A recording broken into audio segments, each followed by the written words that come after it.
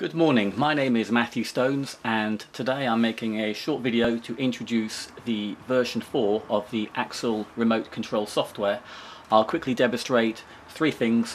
One, how to download firmware, how to copy the configuration from a terminal, and also how to remote control onto a terminal.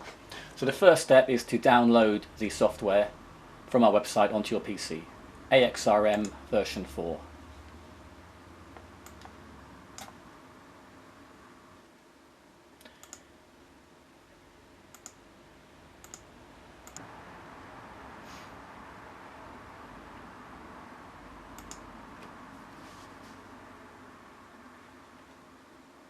Okay, the next step is to scan the network, which will list all the Axel terminals. So clicking on the scan button up here. In most cases, and certainly on a local area network, using the default where a special broadcast packet is sent to everything, and we can filter out the Axel terminals because we know the MAC address will start with the same few bytes. If you're scanning over a WAN, you may need to specify a range of IP addresses, depending whether your routers are configured to propagate broadcast requests. So we found the terminal, and now the terminal is in the database. So now we can do various functions to it. So the first thing I will do will be to download firmware to it. Right click, remote administration, send firmware, and then navigate to the firmware file on your PC, and I'll put more about where you get the firmware file from and which firmware file to use at the end of the video. And then click on the run command. So by default the software takes a copy of the current configuration, it then downloads the firmware, it then reapplies the old configuration. So the terminal should be left in the same state afterwards as it was before, but with new underlying firmware.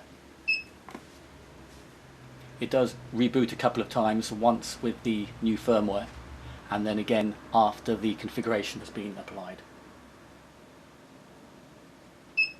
So that is now done. The new firmware has been applied.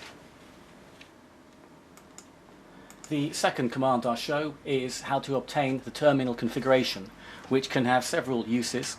One is if you have any problems, then quite often Axel technical support will ask you to copy the configuration file, so we can then load that onto a terminal within our workshop and try and replicate the problem. It also can be useful if you set up one terminal and then want to configure multiple terminals. You can copy that configuration terminal to as many other terminals as you like. It can be a template. So to do that, right click on the terminal, remote administration, get configuration, run command.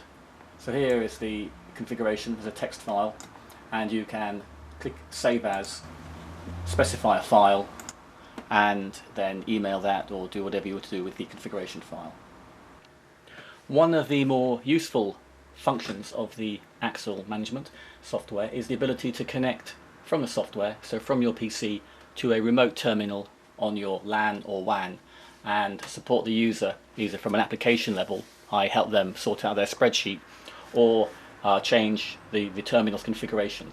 So to do that, again, you would select the target terminal, remote control, and connect to it.